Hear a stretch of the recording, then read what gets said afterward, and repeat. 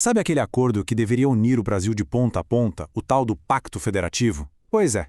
E se, em vez de unir, ele estivesse, na verdade, cavando um fosso de desigualdade e gerando conflito? É exatamente isso que a gente vai desvendar agora. A grande questão aqui é a seguinte: será que a máquina que faz o Brasil funcionar, essa imensa engrenagem nacional, não está meio quebrada?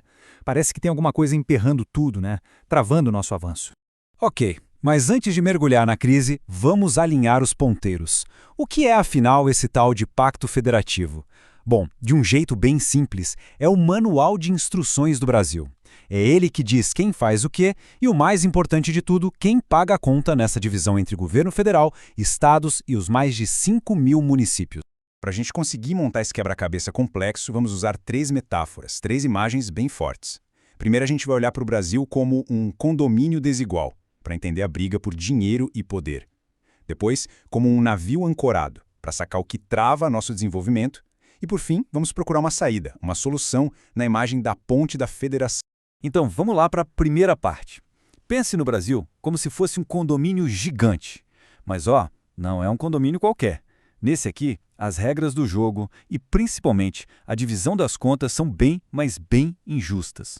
E é aí que o problema todo começa a aparecer. A analogia é até simples, mas olha, ela é certeira. Imagina só, um grupinho de apartamentos paga tipo 90% da taxa de condomínio. Mas aí na hora da reunião para decidir onde usar essa grana, quem manda é a maioria, justamente a galera que contribui com quase nada. Qual o resultado? Pois é, o dinheiro acaba indo para qualquer lugar, menos para o que é realmente essencial. E o mais impressionante é que essa história de condomínio deixa de ser uma analogia e vira realidade pura quando a gente olha para os números. Se liga só, as regiões Sul, Sudeste e Centro-Oeste são, de fato, o motor da economia. Elas geram 90% de tudo que o governo federal arrecada. Os outros 10% vêm lá do Norte e do Nordeste. A diferença, nossa, é gritante. É aqui que o negócio fica realmente torto, porque quem mais bota dinheiro no caixa não tem o mesmo peso na hora de decidir. Pensa bem, mesmo essas regiões mais ricas tendo a maior parte da população brasileira, a representação delas lá no Congresso é bem menor do que deveria ser. Ou seja, o poder político não segue o poder econômico. É uma distorção enorme. Claro que essa situação toda gera críticas pesadíssimas. Uma das fontes que a gente analisou usa um termo muito forte, chama isso de roubo sistematizado. A ideia é que o capital, o dinheiro, que é gerado com muito suor numa parte do país, acaba sendo administrado, controlado por uma elite política que vem justamente das regiões que arrecadam menos. E as consequências disso na vida real? São devastadoras. Aquele dinheiro que deveria virar desenvolvimento, infraestrutura, acaba parado, preso em verdadeiras oligarquias locais. O que acontece então? Falta indústria, sobra dependência de ajuda do governo e de emprego público. E o resultado mais triste de todos, um êxodo de talentos, gente boa tendo que deixar sua casa, sua família, para buscar uma chance em outro lugar. Ok, mas olha só, essa distribuição desigual de recursos é só uma parte da história. Tem outra pergunta que não quer calar. Porque o Brasil, com todo o potencial que tem, parece que está sempre patinando, sem sair do lugar. A resposta para isso nos leva à nossa segunda imagem, a de um navio gigante que quer navegar, mas não consegue. Imagina o Brasil como um navio supermoderno, pronto para zarpar em alta velocidade. Só que ele está preso no cais, preso por âncoras gigantes, pesadíssimas, que não deixam ele se mover um centímetro. Essas âncoras elas têm nome, viu? O nome delas é corporativismo. Mas afinal, o que é esse tal de corporativismo? Uma das fontes que usamos explica de um jeito muito claro. São grupos que se organizam e se organizam muito bem para garantir que o benefício de todo mundo nunca, jamais, passe na frente das vantagens deles. Traduzindo, eles defendem os próprios privilégios com unhas e dentes, mesmo que o preço disso seja o atraso do país inteiro. E que âncoras são essas, na prática? Bom, são aqueles privilégios que, com o tempo, viraram lei. É a burocracia tributária maluca que só favorece alguns. São as aposentadorias especiais para certas categorias. São os supersalários completamente fora da realidade no setor público. Cada um desses pontos é uma corrente de aço prendendo o nosso navio. Só para ter uma noção do peso de uma dessas âncoras, 2.500 horas. É isso mesmo.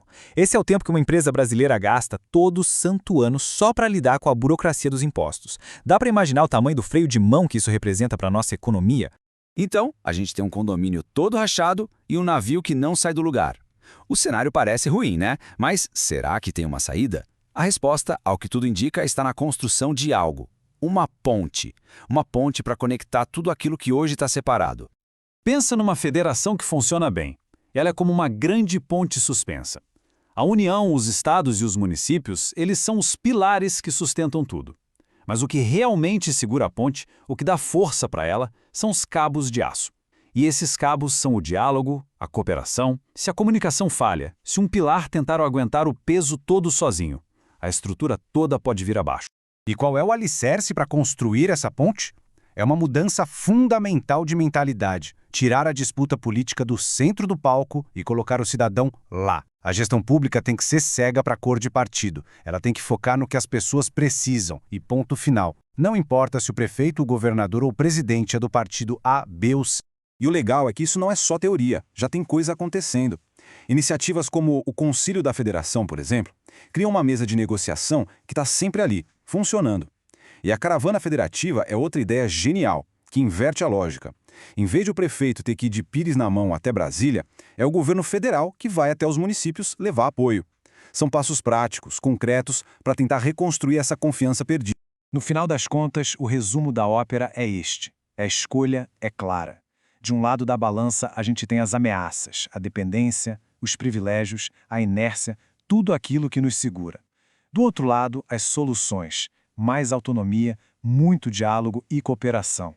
É basicamente a decisão de quebrar um ciclo vicioso para, finalmente, começar um ciclo virtuoso.